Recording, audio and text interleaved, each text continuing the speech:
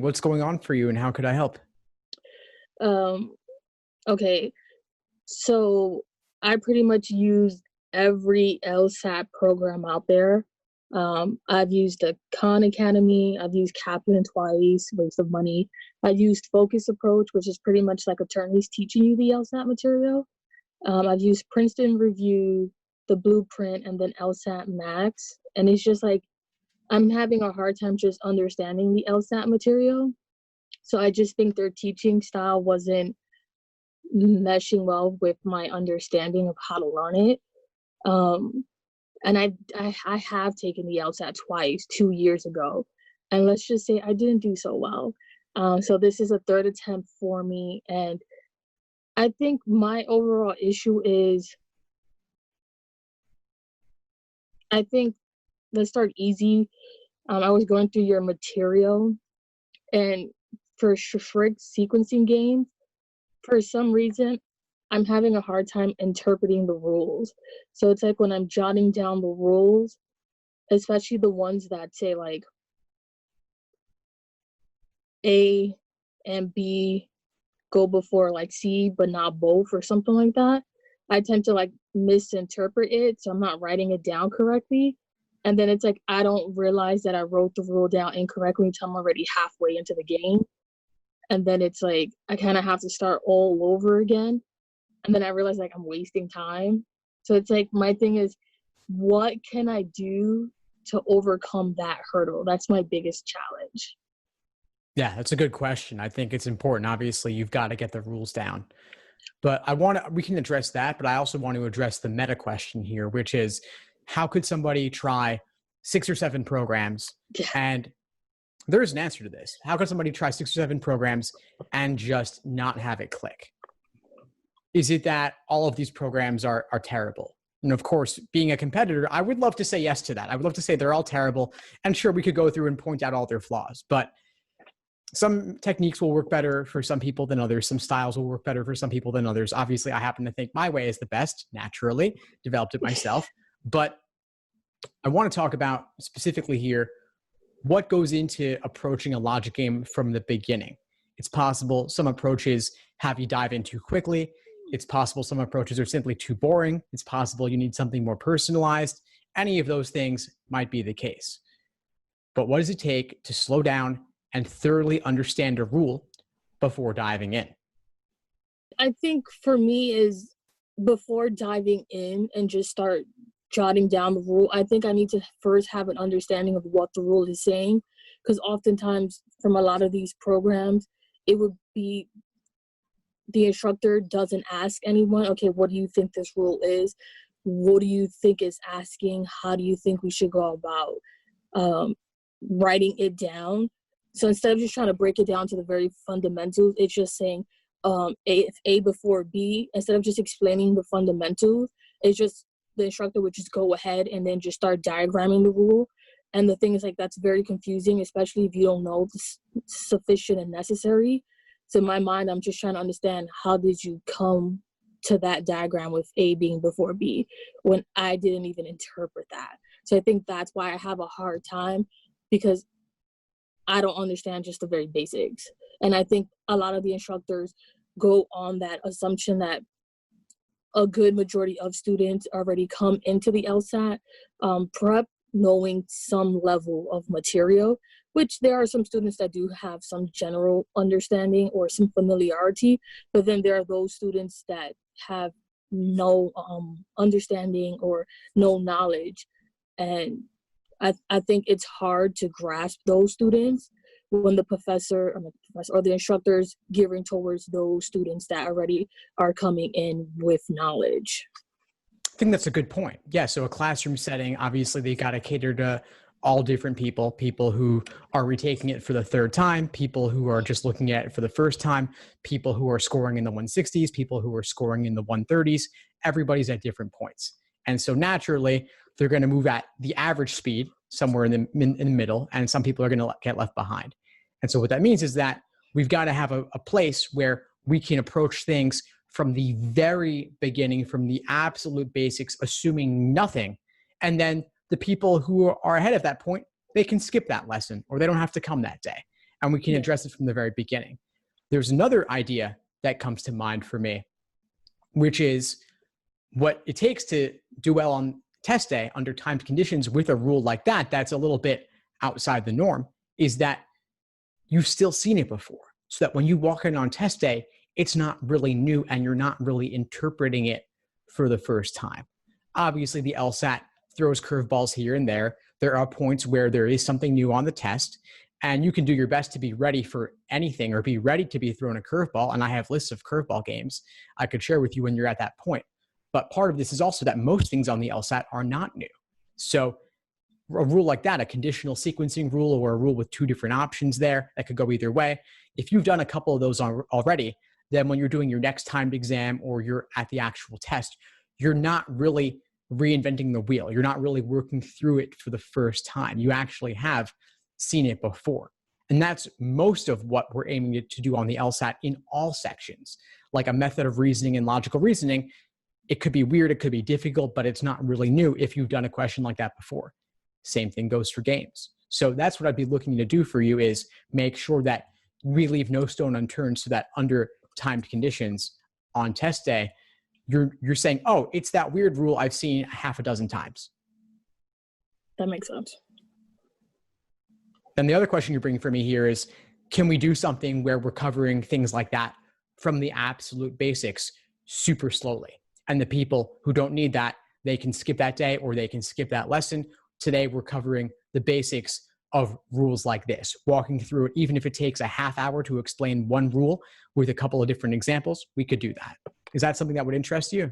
That would, because the thing is, like, I've studied this exam on and off, and I have like a treasure chest of LSAT material. It's so ridiculous. The thing is, like, to some degree, I am familiar with all the different logical reasoning questions, and I can identify them. In logic games, I can identify them. But then it's like when it comes to like practice them or do questions, for some part, it's like I'll either like freak out, like freeze, or it's like I will like maybe for logic games specifically, say I will diagram the diagram correctly, but then maybe my inferences are not spot on, and then I'll be able to answer some questions, but then it's like I'm not, something in my process is just not connecting and I can't seem to figure out what it is. And then it's like for prep test 52 to like 80 something, I also have the question booklet for it. So then I will review after. And then when I'm doing my intense review, I'm just like, oh my God, like now I see it. I understand it. I understand where I went wrong. But the thing is, it's like I seem to still be making the same mistakes over and over, especially with some particular question. And I can't seem to figure out what it is in my process that I'm not getting correctly. Yeah, it's a good question. That can get really frustrating to not see what's making it click. And so, Yeah, I mean, a couple ideas for that. One of them is the explanation videos. I've got explanations for the vast majority of logic games. So take a look at those. Those may help. I would also suggest coming to the Tuesday night sessions, Tuesday night study groups, where you can get together with other students and workshop those problems. And then if there are certain recurring conceptual things, let me know and I can organize a class around it. Like the rule that you mentioned, I'm thinking I could do a class where I walk through that exact rule with a couple different examples, and maybe some other rules that are a little bit unusual where it actually takes time to slow down and dissect those, but it's valuable because those things repeat. So that's another place that we can work those things out. Yeah, I think that will work best because I've noticed I'm a particular kind of student where I would like sit in the front row technically, but the thing is like I don't participate much. I'm more like behind the scenes and like I'll take notes. And my thing is I don't want to participate because I'm like, what if I get it wrong? Or what if I get it right, but then I can't really explain it on the spot? And then it's like I freeze up. So it's like that's what I've noticed with almost every past LSAT course I've taken. And then it will be oftentimes a lot of instructors won't pick on the students that are iffy with the LSAT material. They'll always pick on the students that seem to know the correct answer, can explain it on the spot, or can teach others. So they'll always go for the stronger, more vocal kind of students. And I'm just a student that gets it, but I'm not 100% confident and why I chose it as the correct answer. Yeah, I hear what you're saying. And in my classes, I don't run it like that. I actually, of course, I'll welcome students who want to participate, but I'll also welcome and call on students who don't always raise their hand or don't always engage. I want everybody to speak at some point, and I want everybody to teach at some point. And it's okay to get things wrong, and it's okay to not be sure. And that can occasionally lead to some awkward moments for everybody involved, but it's part of the process. And you'll see that when you watch my group coaching videos. I've done like 20 so far there in the course, and you'll see that there are some awkward moments sometimes, but we move past those. I don't typically edit those out unless they're really long. But the idea is that this is a place to fail, and I'd rather that you fail here than on test day. And awkward moments are part of the process. And you got to get comfortable being uncomfortable, because the LSAT will make you uncomfortable at times. It will make you feel dumb at times. At least it did for me. But that's part of the learning process, though. And so it's important to get things wrong. It's important to identify weak areas, and it's important to be challenged on your understanding, as you said, to make sure that you not only got it right, but you got it right for the right reason, to ensure that you won't make that mistake again in the future. Okay, that makes sense. I register that it processed. Awesome. Yeah. So come to class, ask your questions. Don't be afraid to make a mistake. Nobody's evaluating you with a rubric or a spreadsheet here. This is simply for your benefit here. And the idea is that you will grow and learn from this process. You'll come out at the end a different person with a higher score. Okay, so I have a question. I was doing week 1, like specifically the strict sequencing game, and I've noticed I'm either getting half the questions correct or maybe like 1/3 of the questions correctly. So is it possible, as I advance further with logic games, if I wanted to go back and just redo them all, can I just redo them all to see how far I've progressed? There's a tricky thing with redoing problems. Obviously, if you remember a little bit, your score could be inflated as a result. And so I wouldn't suggest that you redo those for the purpose of measuring your progress. I would say do a fresh logical reasoning section and see how your accuracy is on that one. But there is also value in redoing problems, which is just to make sure that you really understand everything. Because if you review a section and redo it and don't get perfect on it, then there's still something to be learned from that section that you didn't fully understand. And it can be frustrating to say, I just reviewed that. How could I get things wrong again? And the answer is because the LSAT's hard and your memory is not perfect.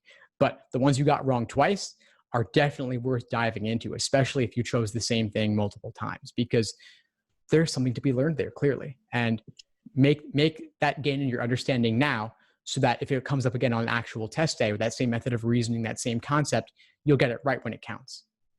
So for the logic games, there was, I think, 4 games that I just left untouched because I was just looking at the scoring and I was like, okay, I'm clearly bombing this section. I'm just not getting it. So I was just like, maybe if I move forward, study the other game types and then come back and attempt these 4 strict sequencing games, I was like, hopefully there is some progress. But I just have a question in terms of review. I want to know, how can I make my review much more efficient and effective instead of just looking at the answer and looking at the response and just say, oh yeah, I got it, it registered. Like, what can I do to challenge myself to make sure like the review process and what I am learning actually sticks? I'm not making the same mistakes moving forward in future prep test exams.